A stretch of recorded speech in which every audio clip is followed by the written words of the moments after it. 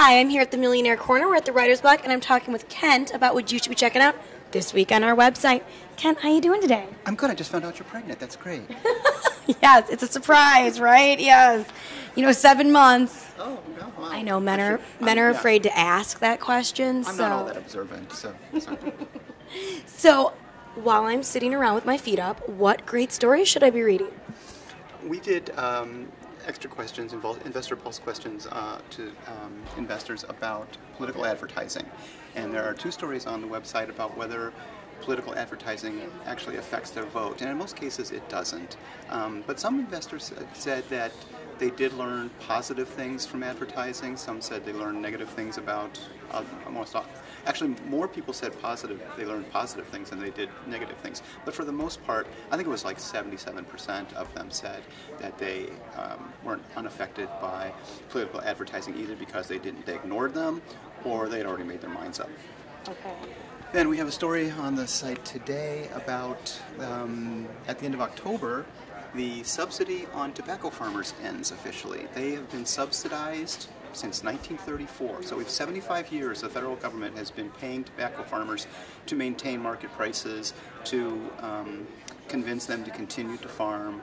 And even through 1934 and beyond that, there were a lot of people smoking. I mean, smoking was something that was pretty prevalent until probably, 1980s, and people started slowing down.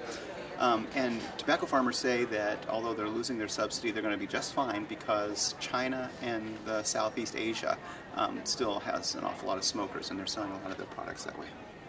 Anything else we should be checking out on the website? Tomorrow I have a story from a survey done by CareerBuilder.com on the most unusual excuses they have heard from employees trying to get a day off. The weirdest one is somebody apparently said that they accidentally caught a flight somewhere. They accidentally caught a flight somewhere. I don't know how that happens. I can understand getting on the wrong flight, but getting on a flight altogether is weird. But the survey also includes information about the percentage of employees who admit they have called in sick when they were perfectly fine. And the fact that a lot of mental sick is a real thing. Like, sometimes you just need a mental day off. Yeah, but I don't think if you call your boss and say, listen, I need a mental day off, that you're going to get it. You have to say, I have diarrhea. Or my left arm just fell off, or something like that. Yes, you need to be creative. Like, you really can't leave your house. Right, well, and there's a couple of them in the story that are just truly amazing excuses. But the information also includes the percentage of bosses who, A, check up on their employees when they say they're sick by either placing a phone call or a lot of employees have been caught through social media, where they will take a day off and then they'll, call a friend somehow through social media and say, hey, listen, I'm not working today, I want to go have a beer. And up to 15% of employers who have said that they will drive past an employee's house to see if they are, in fact, at home or if they are away. Why do they care so much? That is ridiculous.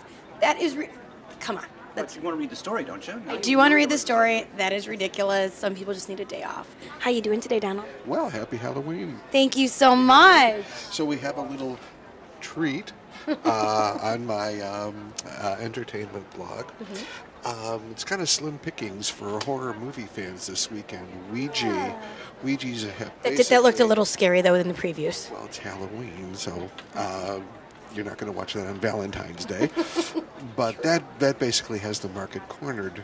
But I was thinking that for people who are gripped by phobias, almost any movie can be a horror movie. So, for example, if you have pedagophobia, which is the fear of teachers, then the music instructor in the movie Whiplash, which is really good, Fletcher, is even more terrifying than Jason, Freddy, or Michael Myers. So I find Michael Myers and Freddy in that hilarious versus scary. I do find things that are more realistic very scary.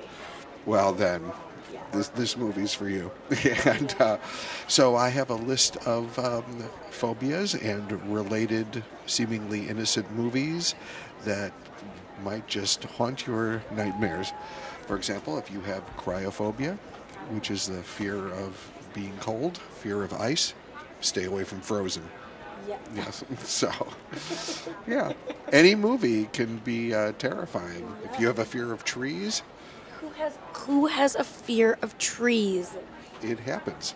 That is ridiculous. It happens. But if you have a fear of trees, then Guardians of the Galaxy with Groot. Yes, Yeah, Groot. becomes a He's horror kinda movie. Yeah, so. Yeah. And then moving on for next week, we have a special interview. Douglas Brunt. He wrote Ghosts of Manhattan. He is back with a new novel, The Means, which goes behind the scenes of a presidential campaign. That's awesome. Douglas happens to be married to Megyn Kelly.